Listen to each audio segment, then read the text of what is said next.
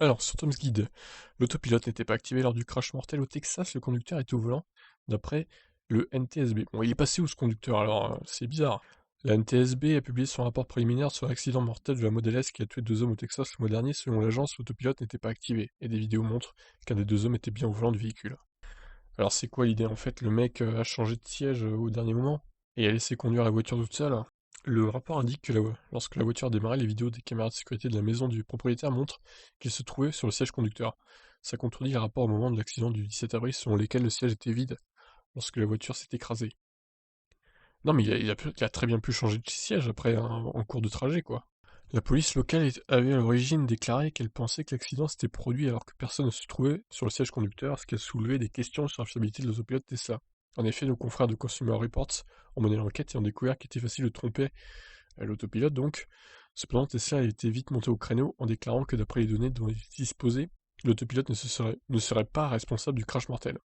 Ça a ensuite été corroboré par les enquêteurs, en effet.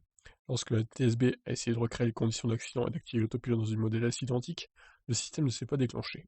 Lors de ces tests, l'agence a déclaré qu'elle n'avait pu activer que le régulateur de vitesse en fonction du trafic, mais pas l'autosteer. Cela signifie que l'autopilote dans sa forme la plus assistée n'était probablement pas actif au moment de l'accident. De plus, les images de la caméra de sécurité du domicile du propriétaire ont filmé le propriétaire entrant par la porte conducteur, tandis que son compagnon est entré par la porte passager.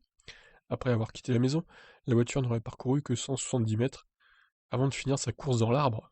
Tesla avait donc raison dans cette affaire lorsqu'il avait affirmé qu'une personne se trouvait bien au volant lors du crash mortel de la Model S. Putain, ils ont fait que 170 mètres, ils sont morts après quoi. Mais what? Alors moi je me demande pourquoi ils ont dit alors qu'il y avait personne au volant, qu'il y avait quelqu'un sur le siège passager et à l'arrière. Qui dit vrai dans tout ça, je ne sais pas, c'est assez étonnant. Ou alors est-ce que le mec est rentré pour relancer la voiture, puis après, je sais pas, 50 mètres plus tard, il a basculé sur le siège passager? C'est peut-être ça l'idée aussi. Bon, c'est encore flou cette histoire, je vous laisse commenter, moi j'y comprends rien, personnellement. Je vous laisse, ciao.